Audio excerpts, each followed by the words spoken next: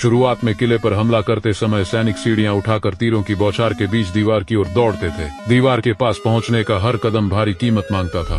ऊपर से लकड़ियां, बड़े पत्थर और गर्म तेल बरसाया जाता था। एक साधारण किला भी हजारों सैनिकों की सेना को लंबे समय तक रोक सकता था और हमलावरों की हताहत संख्या अक्सर रक्षकों से कई गुना अधिक होती थी। इसलिए तुमने घेराबंदी के हथियार को बेहतर बनाने का फैसला किया। तुमने देखा कि अगर लकड़ी की एक लंबी पट्टी को पत्थर पर टिकाकर उसके एक सिरे को दबाया जाए तो दूसरा सिरा तेजी से ऊपर उछलता है। तुमने सोचा, अगर उस सिरे पर पत्थर रख दिया जाए तो क्या उसे दूर तक फेंका जा सकता है। तुमने मजबूत शहतूत की लकड़ी का एक भारी डंडा बनाया और उसे एक मजबूत लकड़ी के ढांचे पर टिकाया।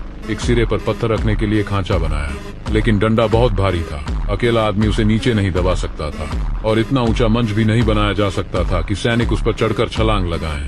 तभी तुम्हें एक उपाय सूझा। तुमने मोटी रस्सियां बांधी और कई ताकतवर सैनिकों को एक साथ खींचने के लिए लगाया। आखिरकार पत्थर हवा में उछल गया और 100 कदम से भी अधिक दूर जा पहुंचा। लेकिन एक समस्या थी, इंसानों का खींचने का बल समान नहीं। तालमेल बिगड़ते ही पत्थर इधर उधर मुड़ जाता और निशाना चूक जाता। इसलिए तुमने और सुधार किया। तुमने अधिक मोटा और मजबूत प्रक्षेपण डंडा लगाया और भारी पत्थरों का इस्तेमाल किया। सबसे महत्वपूर्ण बदलाव था गुरुत्वाकर्षण का उपयोग। डंडे के दूसरे सिरे पर एक बड़ा लकड़ी का बक्सा लगाया और उसमें भारी पत्थर भरकर उसे प्रतिघात भार बनाया। फिर चरखी और घुमाने वाले पहिए की व्यवस्था की गई।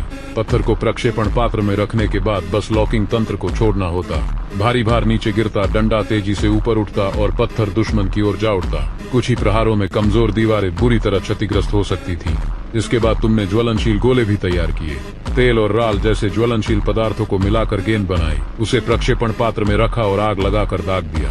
जमीन पर गिरते ही वह चारों ओर आग फैला सकता था। बधाई हो, तुमने एक साधारण लीवर को प्राचीन पत्थर फेंकने वाली मशीन में बदल दिया।